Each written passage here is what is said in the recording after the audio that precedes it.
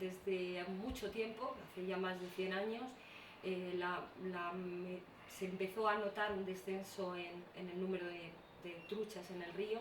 Entonces la medida que se adoptó fue la repoblación con trucha. Lo que pasa es que estos ejemplares procedían normalmente del centro de Europa o de la parte más del norte de Europa y no eran truchas procedentes de nuestros ríos. Alrededor de los años 80,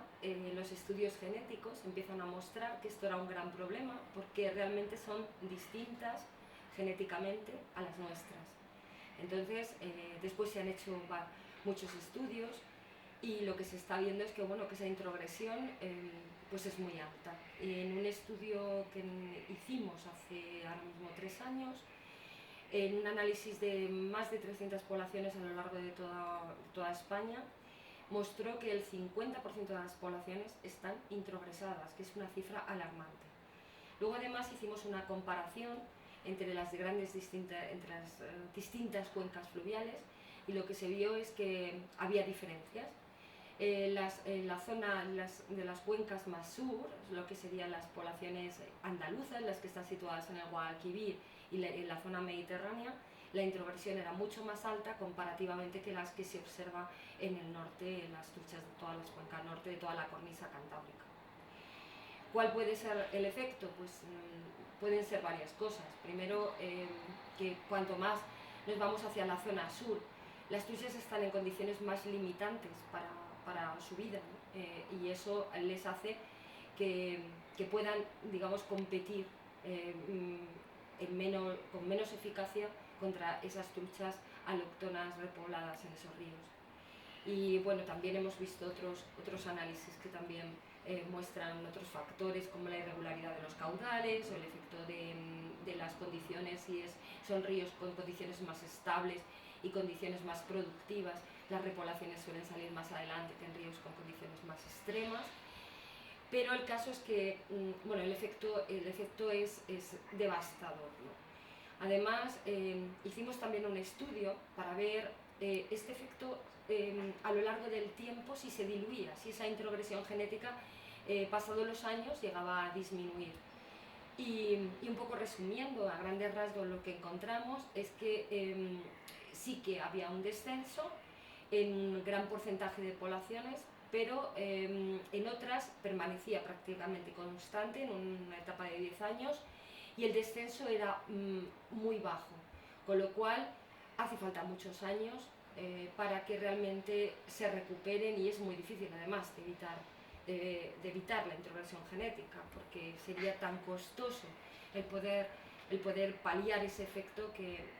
realmente se hace casi imposible. Por tanto, bueno, pues es un poco el mensaje que hay que transmitir, que no se debería bajo ninguna circunstancia repoblar con truchas no autóctonas. El problema es lo autóctono. Además, la península ibérica presenta en estudios que hemos realizado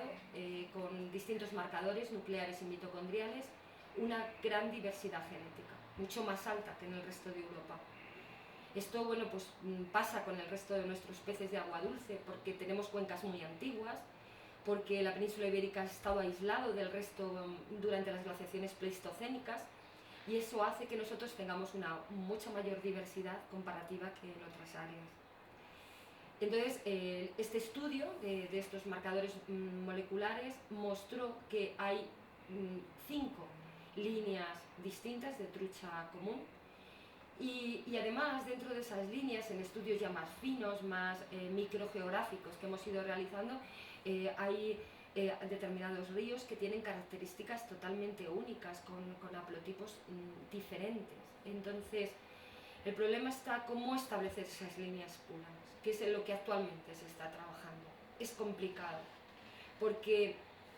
hace falta mucho dinero y para mapear y tener una idea muy clara de cuáles son las diferencias genéticas en un determinado área, que tú luego tienes que a partir de ahí extraer o tener unos reproductores que te van a establecer o que van a servir para establecer esas líneas puras.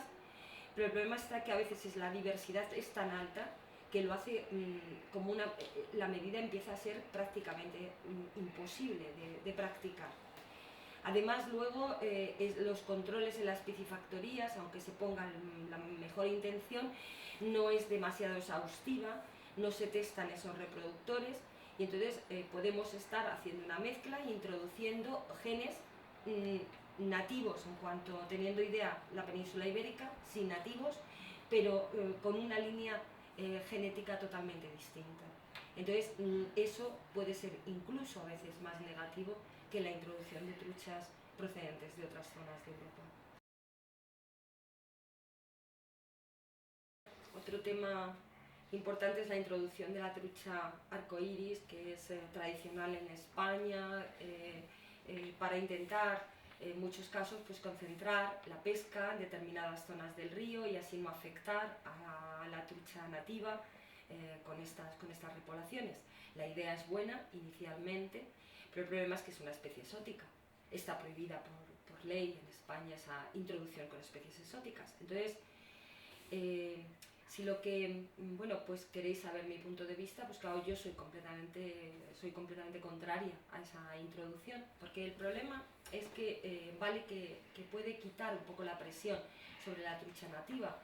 pero normalmente se la introduce en zonas que ya son la parte límite más bajo de la distribución de la trucha,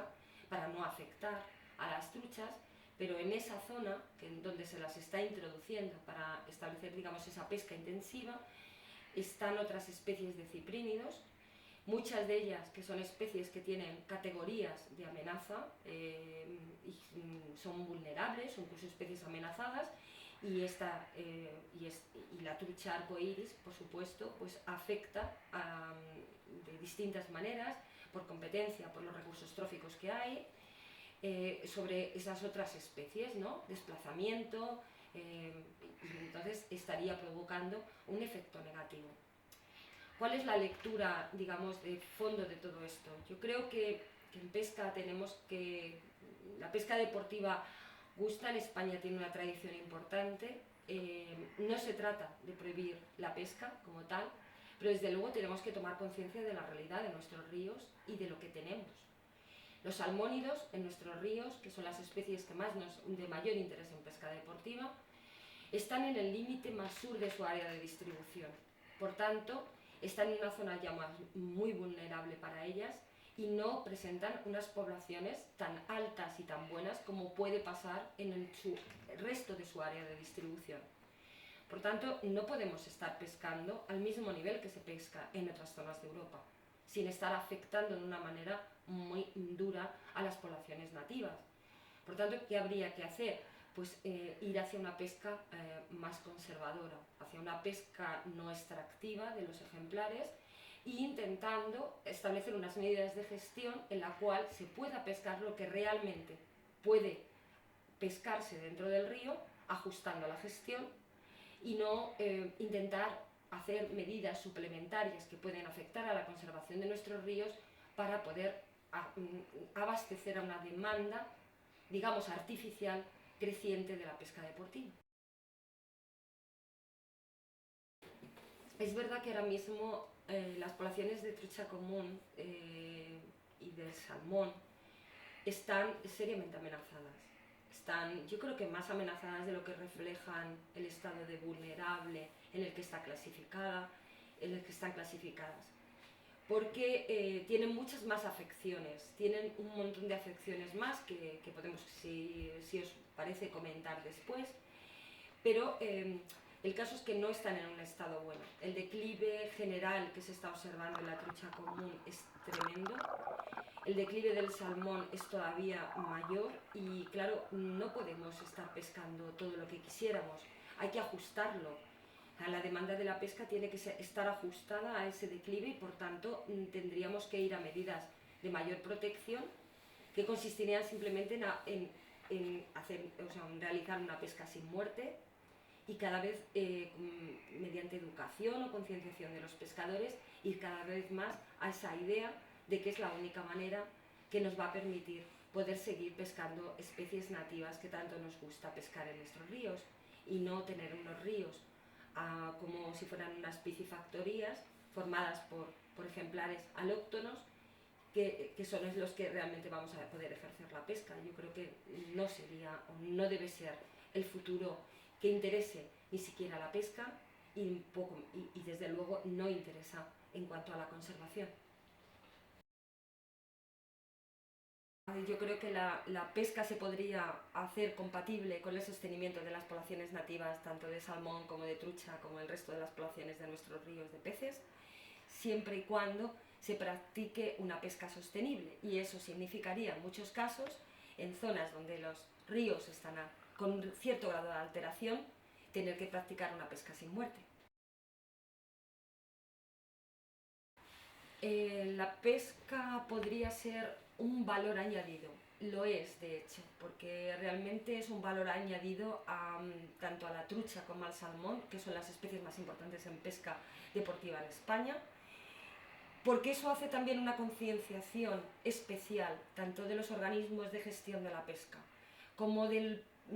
la gente en general, hacia la conservación de esas propias poblaciones. Pero claro, siempre entendiendo una pesca sostenible. Podemos pescar lo que podemos pescar en los ríos que lo podemos pescar y en muchos casos no vamos a poder llevarnos una trucha o un salmón a nuestra casa como se podía hacer en el pasado. Las líneas autóctonas de trucha común son las que estarían más preparadas para poder soportar las alteraciones que tienen nuestros ríos. De por sí nuestros ríos ya son ríos difíciles, porque estamos en una zona del límite sur de la distribución, que significa ríos con caudales bastante bajos de manera natural, con unas grandes alteraciones de caudal, con una gran fluctuación en los caudales, como es típico de ríos mediterráneos, y nuestras poblaciones autóctonas nativas están acostumbradas a poder soportar, digamos, esa variabilidad que probablemente otras truchas con otro origen, con condiciones mucho más suaves para la trucha o para el salmón no podrían soportar. Entonces, las alteraciones que vienen a exacerbar esa problemática en cuanto al régimen natural de los caudales y el cambio climático también, que va a provocar previsiblemente un aumento de la temperatura del agua, esas poblaciones autóctonas estarían mucho mejor preparadas para poderlo soportar. Pero claro, evidentemente tienen que quedar unos números viables y no podemos llegarlas a afectar de manera que no puedan tener un reclutamiento suficiente para poder soportar esos efectos negativos.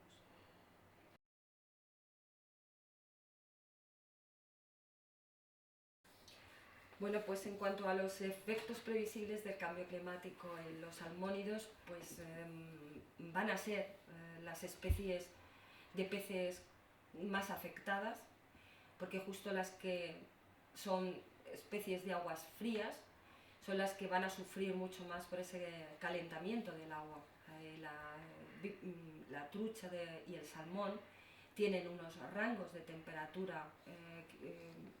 que pueden soportar, y por encima de 21 grados pues no pueden soportarlo y entonces empiezan a estar afectadas fisiológicamente y les puede provocar la mortalidad. Claro, un efecto directo de aumento de esa temperatura del agua evidentemente van a ser las más afectadas. Entonces, nosotros hemos realizado, porque todavía se conoce muy poco de los efectos directos de este previsible cambio climático en las poblaciones de trucha o en las poblaciones de salmón. Nosotros hemos realizado actualmente un estudio, hemos estudiado una cuenca mediterránea grande, la cuenca del Ebro, en la zona truchera, que sería la cuenca del Aragón, y ahí hemos visto cuál sería la previsión de esos efectos. Por un lado, modelizamos la temperatura del aire utilizando los datos de una serie temporal de 30 años, y lo que se observa es un aumento brusco de la temperatura entre el 86 y 87, y después que esta temperatura se eleva bastante y permanece en ese nivel elevado hasta la actualidad. Entonces, lo que hicimos fue, porque disponíamos de una serie temporal larga, analizar cuál era la diferencia entre los parámetros de abundancia, el hábitat disponible antes y después de ese aumento brusco de la temperatura, utilizando nuestra serie larga de datos. y lo que se vio es que sí se produjo un descenso importante en el hábitat térmico de la trucha, que le provoca un descenso en la abundancia si comparamos el periodo previo al aumento brusco de la temperatura con el posterior, de un 6% de pérdida de hábitat térmico y de descenso poblacional. Bien, también modelizamos cuál sería la previsión hacia el futuro de esa pérdida del hábitat térmico que puede provocar ese aumento de las temperaturas provocados por el actual o por el moderno cambio climático. Y la previsión lo que nos modelizó es que previsiblemente, teniendo en cuenta el escenario más suave, que sería el escenario B planteado por el panel de expertos de cambio climático intergubernamental,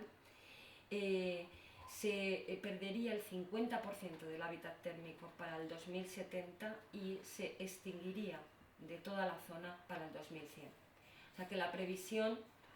es aterradora. Entonces, realmente este efecto, como bueno, se está viendo en otras especies, se suma a otras afecciones que ya tiene, entre las cuales pues la trucha presenta el efecto de la sobrepesca en algunos ríos, sobrepesca extractiva en algunas zonas, que es el efecto de la introgresión genética con genes alóctonos que hemos comentado, además la destrucción del hábitat, la pérdida de conectividad y fragmentación de las poblaciones por presas, que cada vez es mayor, y también la contaminación del agua, introducción de especies exóticas. Todo eso en suma pues puede llevar a que realmente se pierdan la distribución de